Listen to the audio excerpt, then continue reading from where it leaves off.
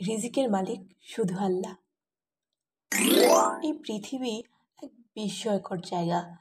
কেউ জন্ম থেকে সুখী, আবার কেউ জীবন সংগ্রামে প্রতিনিয়ত লড়াই করে। এমনই এক ছোট্ট গ্রামে বাস করে আলী। তার মনে একটাই প্রশ্ন, আমার রিজিক কি কখনো বাড়বে? মা, আমি পরিশ্রম তো করছি, কিন্তু কেন জানি কিছুতেই কিছু হচ্ছে না। আমাদের অবস্থার কোনো উন্নতি হচ্ছে না।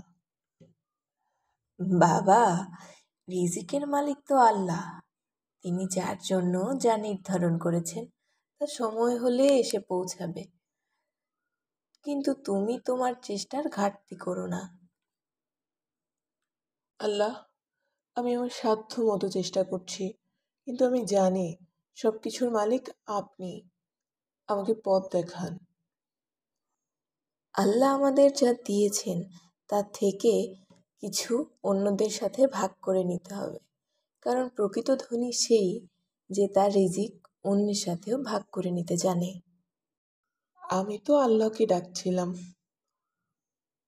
আর আজ আমার মায়ের হাত দিয়েই হয়তো তিনি আমাকে উত্তর দিলেন। আল্লাহর নামে শুরু করছি, তিনি আমার পথ দেখাবেন।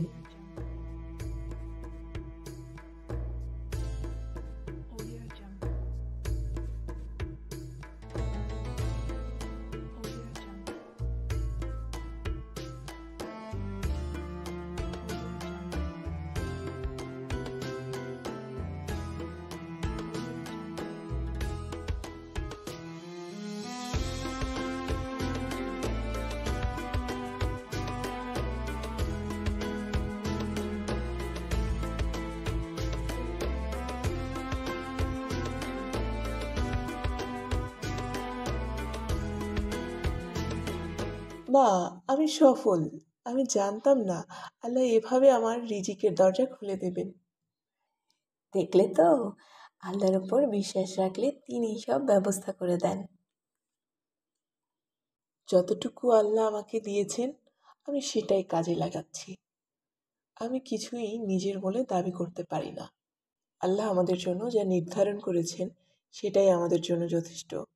আমাদের শুধু তার উপর ভরসা রাখতে হবে। রিজিকের মালিক শুধু আল্লাহ।